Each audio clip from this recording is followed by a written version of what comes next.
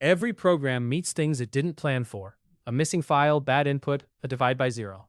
Scheme's story for it is small and composable. Raise a value when something's wrong, catch it where you can actually handle it, and make sure your cleanup runs no matter what. 3 parts. Let's take them in order.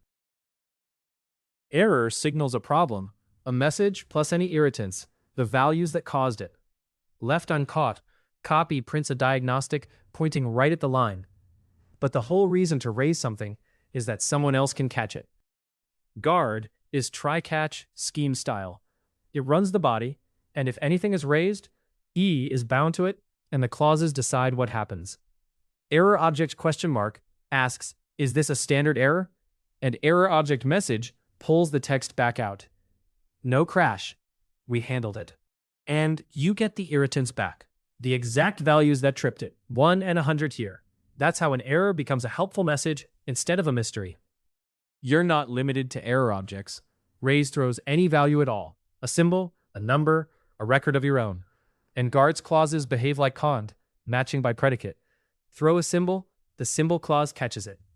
That's how you model your own kinds of failure cleanly. If none of a guard's clauses match, the value isn't swallowed. It keeps moving out to the next handler. The inner guard here only knows numbers, so a string sails past it to the outer one. Errors propagate until someone genuinely handles them, exactly as you'd want. Dynamic wind takes 3 thunks, a before, a during, and an after. The after always runs when you leave the during. Think open a file, use it, close it. Normally that's unremarkable. Open, work, close. But watch, even when the middle bails out early with last episode's escape, or raises an error, the after still runs. We jumped out right in the middle of work, and close happened anyway.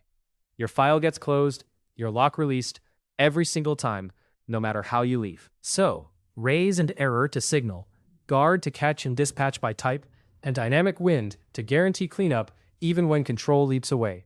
Small, sharp parts, and together, they're everything you need for code that fails gracefully. Next time, we stop building blocks and start building things with Kaappi's batteries-included libraries. Thanks for watching. Subscribe for more Kaappi.